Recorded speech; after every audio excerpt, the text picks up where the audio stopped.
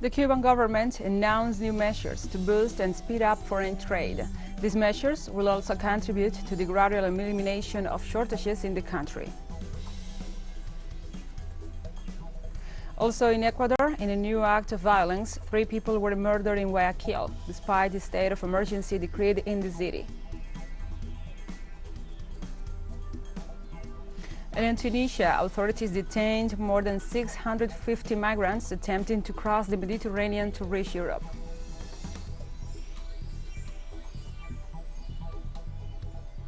From the headquarters of TeleSUR English in Havana, Cuba, this is From the South. I'm your anchor, Gladys Quesada, and these are the news. The Cuban government announced on Monday new measures to boost and speed up the foreign trade. These measures will also contribute to the gradual elimination of shortages in the country. This was explained at Mesa Redonda, a program by the Deputy Minister of Foreign Trade, Ana Teresita González, and the head of the Domestic Trade Portfolio, Betsy Diaz Velázquez. Cuba maintains the state monopoly on foreign trade, which includes regulations on it, but will authorize certain non-state economic actors to carry out this type of activities directly. These new possibilities for foreign investment will also favor companies with branches and representation on the island. The Vice Minister of Foreign Trade assured that it will be a valuable opportunity to promote wholesale trade and not only the production of goods and services. In Peru, President Pedro Castillo denounced on Monday that the government is being targeted because of its origins.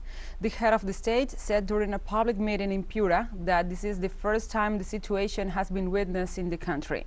Castillo argued that his adversaries attack him because he does not speak like them, because he does not sit at opulent tables like them, and because he walks together with the people.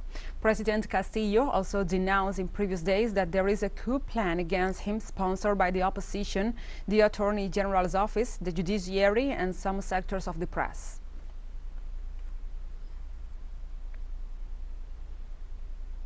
In Mexico, the national government announced a new plan to save the 10 miners trapped in a mine in the state of Coahuila after a flood complicated the rescue program for last weekend.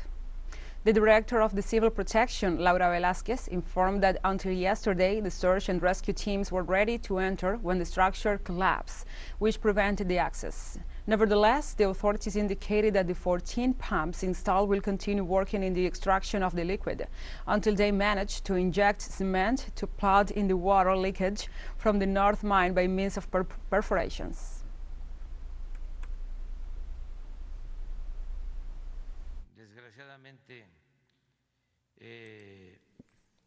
Unfortunately, the mine has further collapsed, especially a water leak from the abandoned neighboring mine, which accumulates more water. And when we were bailing out the water from the coal mine, where the 10 trapped miners are, the water volume increased again. Mexican President Andrés Manuel López Obrador has confirmed the reinforcement of the rescue plan for the miners. I have given instructions to reinforce the whole rescue plan. They're pumping around 290 liters per second.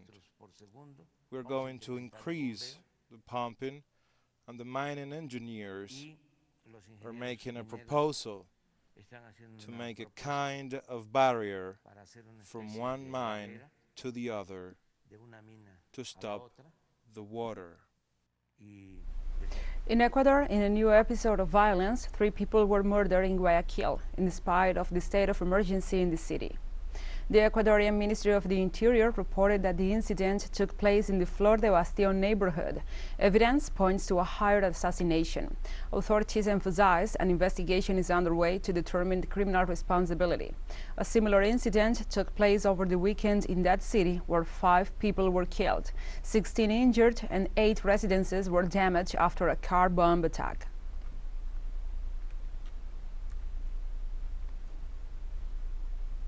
Haitian human rights organizations said hunger and violence are paralyzing the country's recovery, 1 year after the earthquake that killed more than 2,000 people. The people of Haiti are still suffering the consequences of the terrible 7.2 earthquake that took the lives of more than 2,200 people, and it left more than 800,000 people affected in the southwestern part of the country on August 14, 2021. 12 months later, criminal gangs have taken over the outskirts of the capital, Port-au-Prince, while the country is suffering from 26% inflation, making it difficult for families to buy food and other essential items. Organizations such as Save the Children denounce that hunger is becoming the norm for children, and they recall that 340,000 minors were affected by the earthquake.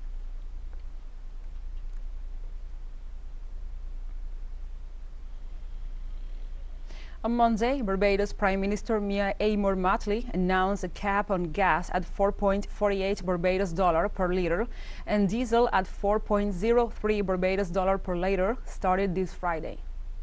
We've made a determination that, look, we need to create an area of predictability that will allow people to plan out their affairs, and that we will place a cap not just on the VAT that we will receive and the pricing of that linked to the $80 a barrel, but we will now place a cap on the price of gasoline and the price of diesel at the pump, and that we will hold to that higher price until the 31st of January. To be very precise, if the prices fall below that cap, all of those reductions will be passed through to the consumer. If the prices go above that cap, the government will hold the line and keep the cap in place, but recognize that periodically we are then going to have to make whole the Barbados National Oil Company. We'll take a short break now. Join us again after this.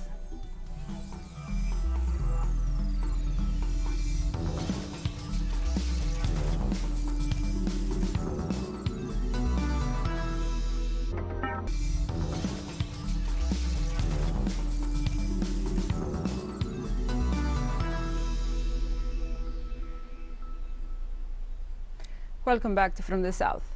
The Russian government welcomes the strengthening of relations with Latin American, Asian, and African countries within the framework of the Army 2022 Forum.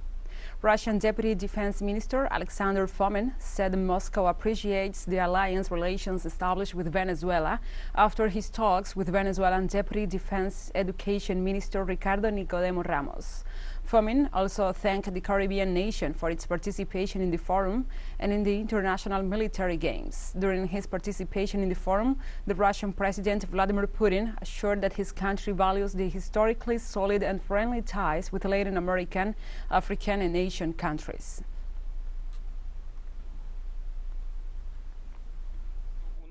We highly appreciate that our country has many allies, partners, and like-minded people on different continents. These are states that do not bend before the so-called hegemon. Their leaders display real courage and do not buckle. They choose a sovereign, independent path of development. Russia sincerely cherishes historically strong, friendly, truly trusting ties with the states of Latin America, Asia, and Africa. The Russian president announced that he's ready to offer his allies and partners the most modern and reliable weapons available. We are ready to offer our allies and partners the most modern type of weapons, from small weapons to armored vehicles and artillery, combat aircraft, and unmanned aerial vehicles. They are valued by military professionals around the world for their reliability, quality, and most importantly, high efficiency. Almost all of them have been used in real combat operations more than once.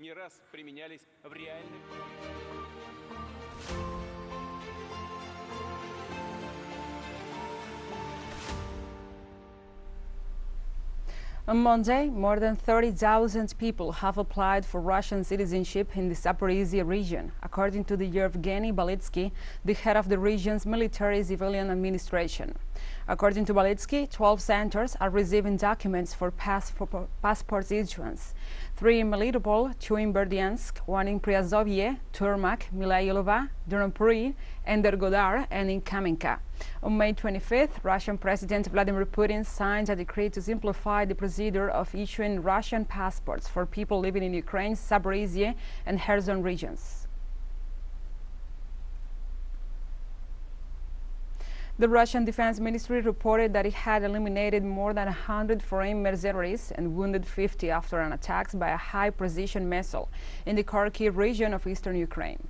Chief spokesperson for the Ministry of Defense, Igor Knashenkov, stated that the Russian airspace forces also used high-precision weapons to destroy a temporary settlement of these mercenaries near the town of Solotiv in the Kharkiv region.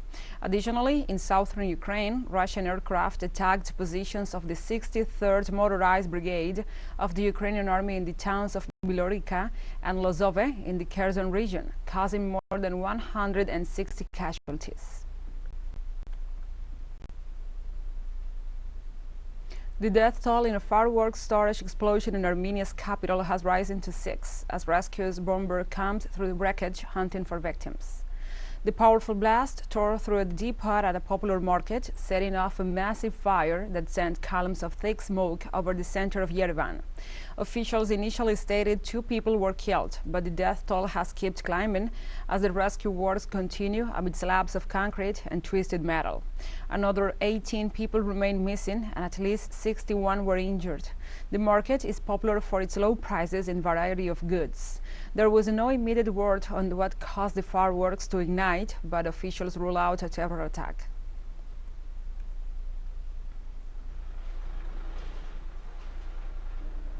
And U.S. lawyers for WikiLeaks founder Julian Assange sued the Central Intelligence Agency, the CIA, and its former director, Mike Pompeo, on Monday, accusing them of recording his conversations and copying the contents of the phones and the computers.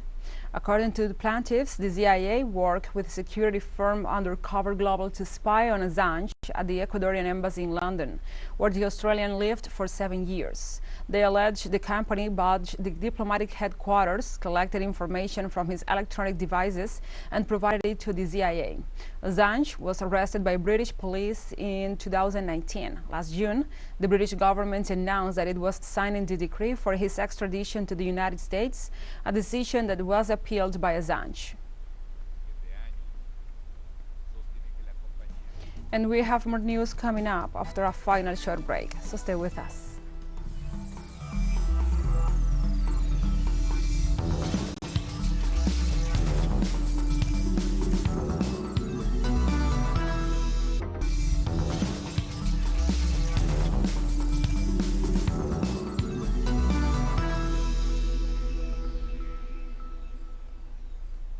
Welcome back. Tunisian authorities reported the arrest of more than 650 migrants attempting to cross the Mediterranean to reach the coasts of Europe. Military and maritime officials prevented the departure of boats carrying migrants and asylum seekers of different nationalities, including Egyptians, Libyans, and entire Tunisian families. According to official information, there were 46 raids in different coastal points of the nation carried out during the past weekend. Between Sunday and Monday night alone, the Maritime Guard units on the Central North, Central and South coast foiled 10 boats attempting to cross the border.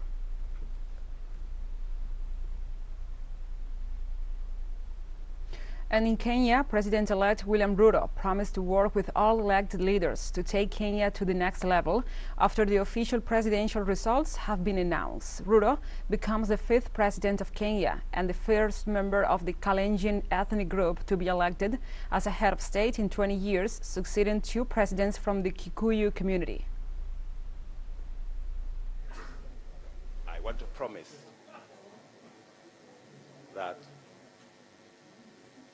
I will work with all elected leaders and all leaders in Kenya so that we can fashion a country that leaves nobody behind. I want to commit to the people of Kenya that I will build on the foundation that President Kenyatta and I put together and take this country to the next level. I want to promise all the people of Kenya, whichever way they voted, that this will be their government. The outcome of Kenya's elections sparked a split in the election commission and some violent protests in his defeated rival strongholds. Local media reported police fired live rounds as protests erupted in a Nairobi low-income neighborhood that is an Odinga stronghold. Police also fired tear gas in his lakeside bastion of Kisumu, where demonstrators threw stones and erected roadblocks with large chunks of rock.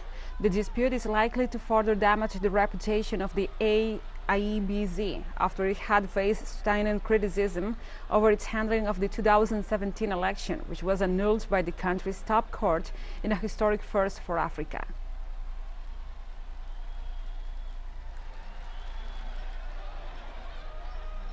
Now we move on to other topics. Iran's Foreign Affairs Ministry spokesperson, Nazar Kanani, said on Monday the Argentinian government must provide conditions for the release of Iranian nationals. The spokesperson referred to the seizure of a plane in Argentina, noting that the plane belongs to Venezuela because it was sold to Caracas on the basis of international mechanisms, including the laws of International Civil Aviation Organization, so the U.S. claimed about the Islamic Republic's possession of the plane is unfounded. Kinani stated that the release of the 5 Iranians aboard the plane is of great importance to Tehran because they have been under arrest for about 80 days while they have done nothing wrong, but an Argentinian court was extended the trial proceedings several times. Syrian security forces reported the death of a leader of the Daesh terrorist organization during a special operation in Deraa province. According to local authorities, the slain terrorist Abu Omar al-Jubabi was responsible for the Islamic military wing in the Yarmouk Basin region and was in charge of training the camps. Damascus special forces also said that al-Jubabi had ties with intelligence services of a yet unknown Arab country and described the operations as a successful one that is part of significant progress in the war against terrorism.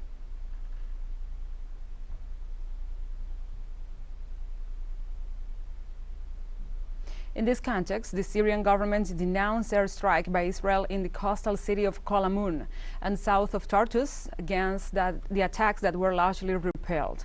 The Syrian Ministry of Defense stressed that during the aggression, at least 3 soldiers were killed and 3 others were wounded. At the same time, different local media reported that due to the fall of the missiles, fires broke out in the agricultural areas that were quickly extinguished by the fire department. This aggression is registered as the 19th during 2022 by Israel against the Syrian territory.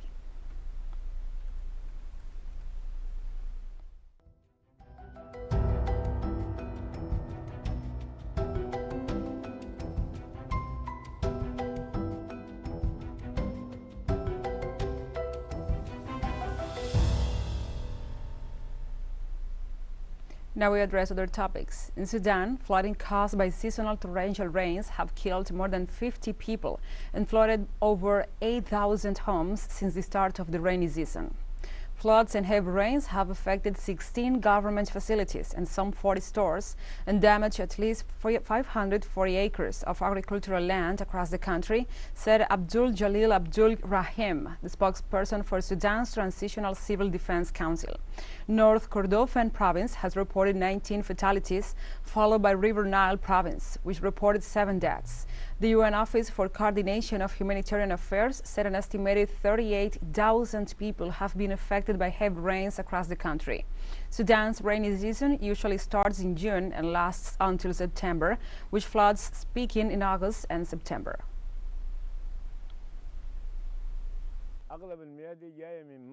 Most of this water is coming to the mining areas, whether random mining or the official ones. Last year, the same flood happened and it went to the village and ruined all farms. Also, many people in the area are sick with cancer, many types of cancer, artery issues, kidney problems. When you go to the clinic, you find people sick with many diseases. TeleSUR English continues to grow. Its signal now reaches Europe. You can order it from your cable dealer or tune it yourself. These parameters that you see on the screen are in place since July 1st. Quite soon, further changes will be implemented for the signals in the Middle East and Africa. Now, more than ever, the world connects to us and our stories are heard in other farther away nations. This news multi-platform will continue providing truthful content to oppose the hegemonic media's narrative and our faithfulness to our audience. So we have come to the end of this news brief. But remember, you can find this and many other stories on our website at telesurenglish.net. And also, if you feel so inclined, please join us on social media for all the latest news. We are on Facebook, Twitter, Instagram, and Telegram. For TeleSUR English, I'm Gladys Quesada. Thank you for watching.